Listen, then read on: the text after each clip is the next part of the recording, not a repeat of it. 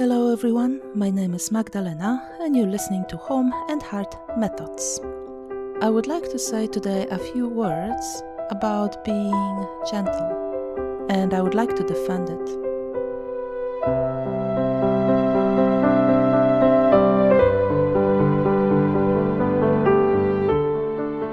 It's very sad for me that in today's world, gentleness is something that needs defending. When we are choosing our leaders, we don't often say, "Oh, I would like him or her to be gentle." When we are sending a job application, we don't often write that, "Well, one of my strongest qualities is that I'm gentle." When we go on a job interview and somebody asks us, "Oh, can you tell me a bit about yourself?" It's not typical that we start by saying, "I'm a very gentle person. I'm sensitive. I'm soft. I like to treat things delicately. I like to do everything delicately and gently." We don't say that very often, and it makes me feel a bit sad.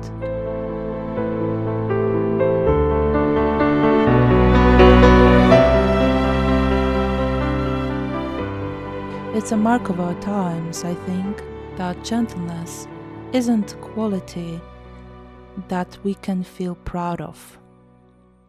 We live in the world where gentleness, well, maybe isn't exactly negative, but it's something we generally don't boast about. We don't tell our friends, "Oh, I'm so happy that I'm gentle. I'm so happy you are gentle when you talk to me." We don't do that. I have worked in many places in my lifetime. I have done many different jobs. I was born in Poland, and then I moved to Norway. So starting a life in Norway requires doing a bunch of very different jobs you wouldn't necessarily try in your own country. And there was one job where gentleness was actually a positive quality, and that was a job as an assistant to a person with disability.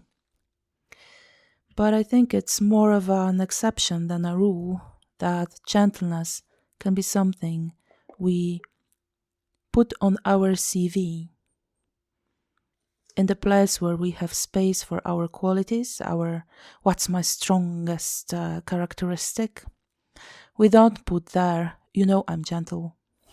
It would be funny, to be honest. Once I need to try that. I need to send a CV to some big corporation and write, "Yes, I'm a very gentle, soft, delicate person." It's also a bit sad for me that we don't choose our leaders taking this quality into consideration. We expect our leaders to be strong, even ruthless. And we consider gentleness and softness the opposite of strength. Whereas nothing can be farther from the truth, of course. It takes a lot of strength to be gentle. It takes a lot of courage. Not everybody can do that.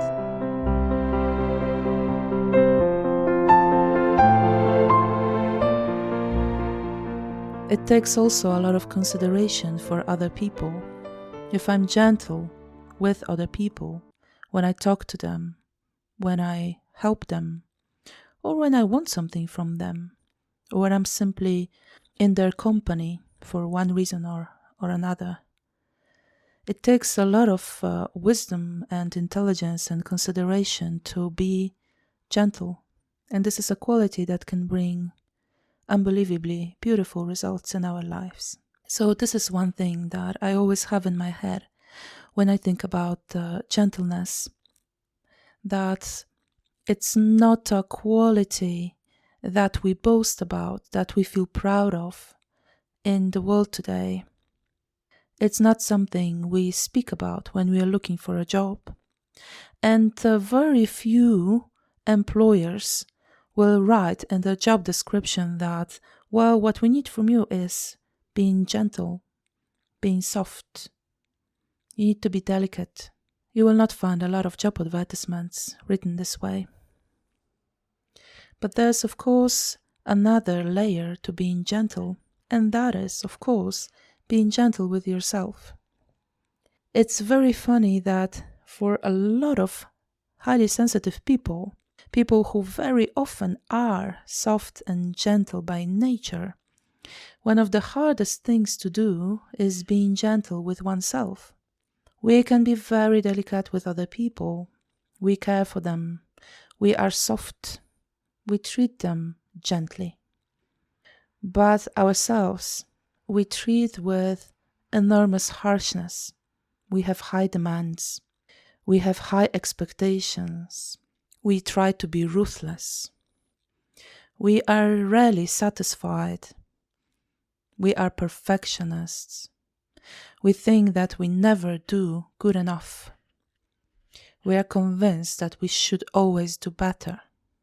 We will always tell ourselves about our failures again and again, explaining ourselves that we are doing that to learn from the experience. But very often we just do that to never forget that we failed. We feel that we are never good enough because we should be better, stronger, different. So we are not gentle with ourselves.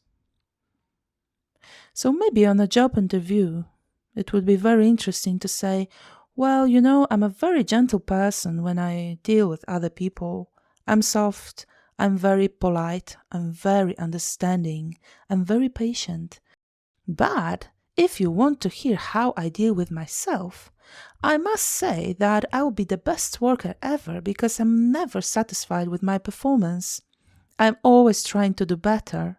I will always strive for perfection. I will be ruthless with myself. I will be merciless with myself. So for many employers, that would create the best worker.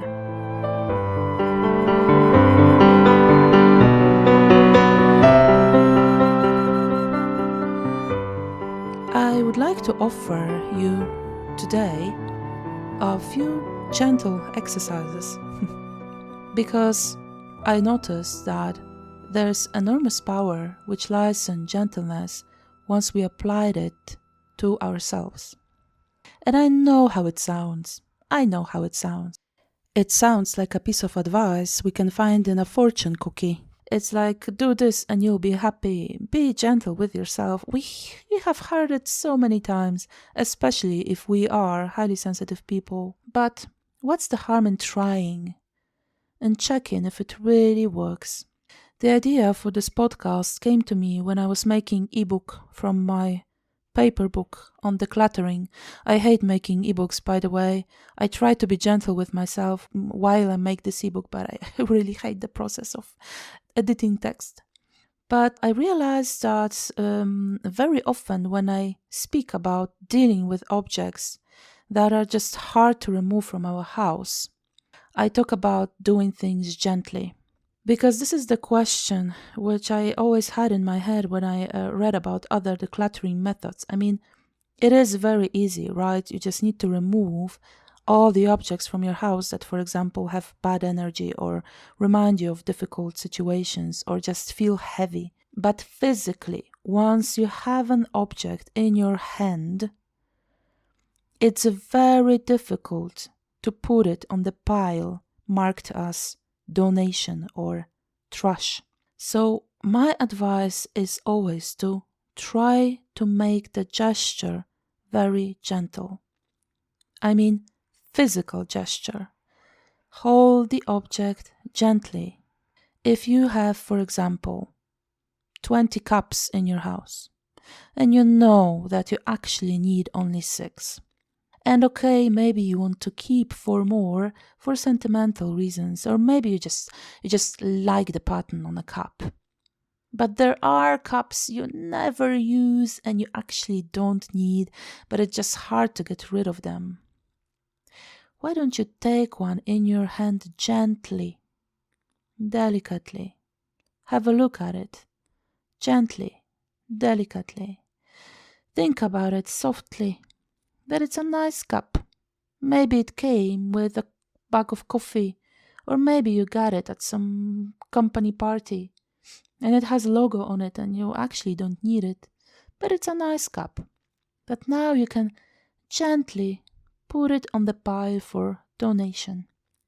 And if you don't have a pile for donation, you can just put it next to the door so that you know that next time you leave the house, you will take this cup with you. Gently.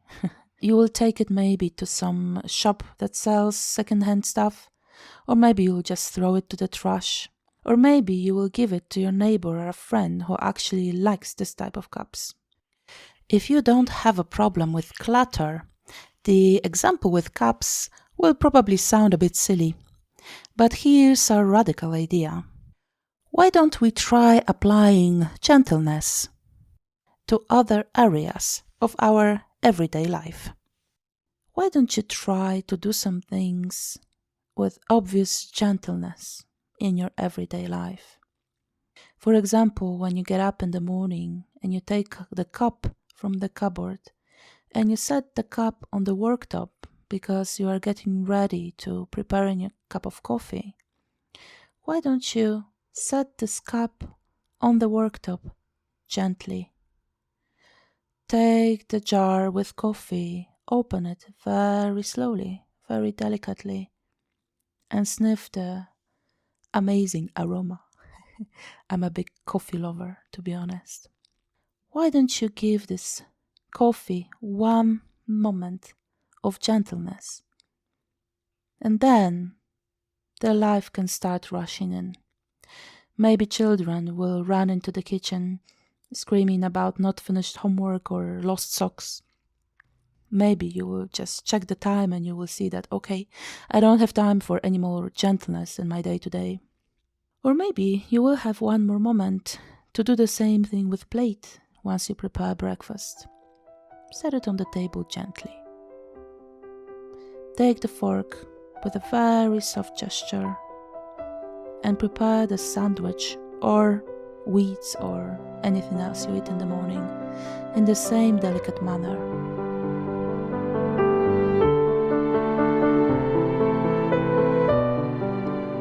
I know that this exercise sounds kind of funny because we are talking about material objects, right? Why should we treat material objects gently? But it's not about a cup or a coffee or a plate. It's about introducing gentleness in our own lives using this indirect method because it's simply easier to put the cup gently on the worktop than to speak to ourselves in a gentle manner. And it will have the reaction, it will have the effect. Any energy we send in the world, any intention, always has an effect. We all know that. We all know that if we start rushing the day, if we feel frustrated early in the morning, sometimes we just keep this frustration through the whole day. It's like it's stalking us. So, however silly this exercise sounds, why don't you try it out? Just for the fun of it. I would like to say a word to men, if there are men listening to this podcast, that I understand that for you, it must be even harder to show gentleness in everyday life. But I would like to also say that women really appreciate that. Women appreciate when men are gentle and delicate. That's my experience, and I know a lot of women who feel that way. I'm also talking about objects because I know that one of the reasons we have so many things in our house is that it's so difficult to remove even one thing we don't need. I'm going back to this topic again and again in every podcast because I strongly believe we are all overstimulated. And there are a lot of companies which will gladly manipulate us into buying the next thing. And very often we end up with some stuff which fills us with guilt. If you have in your home any object that fills you up with guilt, you feel guilty because you bought it. You feel guilty that, Oh my, I was so stupid. It's my own fault that I bought it. It was so expensive. I knew I kind of don't really need it, but it was there, and the commercial was so convincing. And the lady there, or the people there, they looked so happy on the commercial with this object. So I got it. Now it exists in my house, and it just fills me with guilt. If you have such an object, can you think about it for a moment and check if thinking about the subjects brings any difficult emotions? Yeah, like guilt or like anger. And are these emotions directed at yourself?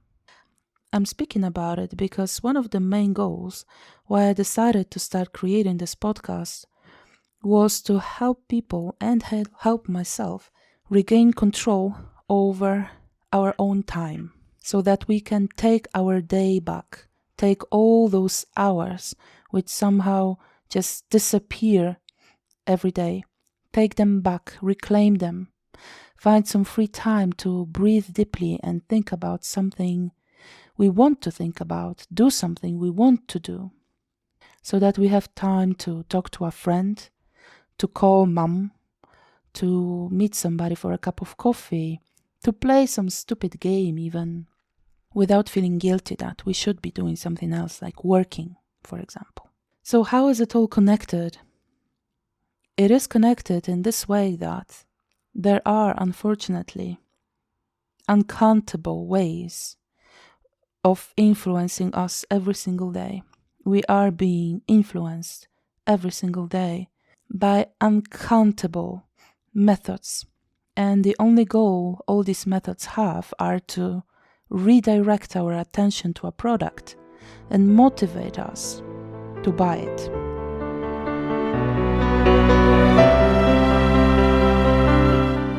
And when we buy the product, which we don't really need, of course we spend money. So then, of course, we need to earn more money. So then, of course, we need to work more and work longer to earn money for these objects we don't really need. Every technique that can help us reduce this just a little can be one small step towards regaining the control of our day, of all these hours we have while we are awake, so that we don't spend the majority of it working and earning money just so we can spend a big sum of that money on things we really don't need, but we are just motivated to buy them. And once they have been bought, those things stay in our house, and very often then they don't give us joy, they don't satisfy us, they don't give us this promised fulfillment. Very often they start bringing the feeling of guilt, and we blame ourselves that we bought this thing. But the truth is, in my opinion, that it is our responsibility, of course, that we bought the thing, because in the end, we have, in a way, free will. I say in a way because there are so many manipulative techniques used on us every day that it's very difficult to say that, okay, I have 100% free will in everything I do. I can't even choose if I see commercials or not. I can't choose if I hear advertisements or not, because they are everywhere. I cannot go to the shop without hearing commercials. Even though the responsibility for buying something is ours, of course, for me personally, the blame lies with the company that uses manipulative techniques on me. The company that doesn't tell the truth. For me, anybody who lies or exaggerates while promoting a product is acting in a manipulative way. So going back to the topic which we started with, because we started with a very beautiful topic, right? We started with being gentle, and then we moved to being manipulated. If you think about the subject you have in your house right now, that fills you with guilt, that you just feel ashamed, you don't want to even think about it because you bought it, now you don't need it, it didn't give you pleasure really, it didn't give you satisfaction, maybe it was very expensive, and now it just sits there and looks at you, and every time you look at it you feel guilty. Why don't you try to approach this situation gently? If it's too difficult to think about this product in a more understanding way, like, okay, yes, I was the one who bought it, but to be honest, there are millions and millions of dollars spent every year on the research how to influence me better to buy something. So maybe it's not entirely my fault that I bought something, because there's so much research done on understanding my brain and the mechanisms of my brain to influence me. So maybe it's not entirely my fault. If this way of thinking is a bit too difficult, why don't you just take the object gently in your hand? Maybe stroke it a little. Have a look at it. Maybe smile. I know it sounds funny, but even when it sounds funny, why don't you try? If you feel at that moment a strong wave of negative feelings, anger, resentment, shame, guilt, why don't you take this object gently to the door or to the trash can if it's small? And very, very gently, why don't you place it in the trash? If it was a very expensive object, if it was a big object, why don't you place it gently next to the door and you give yourself, for example, 2 weeks to find the next owner, to try to sell it. And if you can't sell it, why don't you just throw it away? Because this feeling it gives you, this horrible feeling, it's never worth the price. So I'm talking about gentleness in this context because I noticed that a lot of people who have problem, for example, with too many objects in their house, they know all the methods, right? There are so many ways on how to declutter. But there aren't many ways that describe the act itself, how you should pick up the object, how you should place it in trash. So this is my idea. Why don't you try? Why don't you just treat the objects gently and see if you enjoy it, giving this gentleness?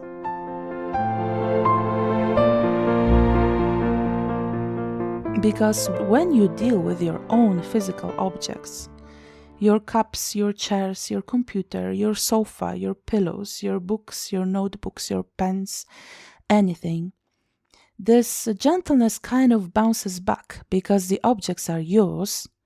So it's you give this gentleness kind of to yourself. If you have such an object that was very expensive and makes you feel guilty, if you take it gently, if you stroke it a little, it's just like you are taking gently yourself in your own hand. I know that it sounds maybe a bit silly, but it's okay. The world is very complicated nowadays. Maybe it's not such a bad thing to be silly from time to time. Why don't you try? It doesn't cost you anything. Nobody needs to know about it. You can do it in secret. You can do it in silence. But why don't you try and see what happens? In the end, I would like to come back for a moment to the beginning of this podcast and the value of gentleness. I think that even though we don't consider being gentle and delicate a desirable quality in our leaders, we don't often look for it in our employers. We don't look for it in our employees. And to be honest, not always do we look for it in our partners or friends. I think still being gentle is one of the biggest powers we as humans have. I still think there is enormous power in being gentle. If we believe in any higher power, however we want to name it, I'm pretty sure this power is also very gentle. So I just wanted to say that if you consider yourself delicate or soft or gentle, that's very beautiful.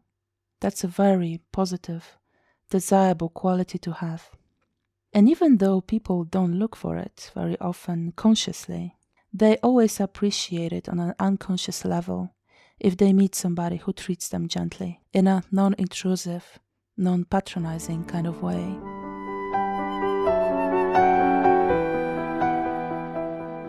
So this is my advice for today. One is pretty funny. Treat the objects in your house gently, and maybe this will help you remove some of the objects you don't need. Maybe this will help you rearrange the rest of them. Maybe this will help you keep your house clean, for example. And by consequence, you may realize that maybe you buy fewer objects. Maybe you manage to declutter your house a bit. Maybe it's easier for you to think clearly in your space. And my second piece of advice is to carry your gentleness like a badge of the highest honor. Because even though the world nowadays doesn't look for it, it definitely needs it. And every gentle thought we send out there, I believe it brings a small change. The ideas I present here, for example, ideas for simple, short exercises, they are very, very small ideas, right? Like small steps.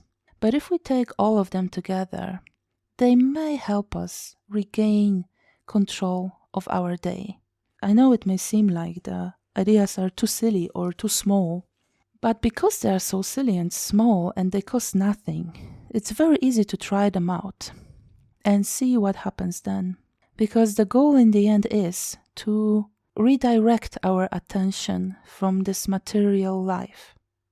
By material life, at the moment, I mean all these material objects we crave so much, because they will never bring us the full satisfaction we're looking for. So we will try to do that, but be treating them gently and treating ourselves gently. And maybe then we will realize that we do not need so many things. And that means that we do not need so much money. I mean, we need money, of course, to live. That maybe we don't need as much as we think. And maybe we can not buy something. And that means we do not need to earn money for that object. And that means that maybe we can work a bit less. And by working a bit less, we are regaining, for example, 10, 15 minutes or an hour of our day. I know it sounds like a small step, but it is actually a huge step.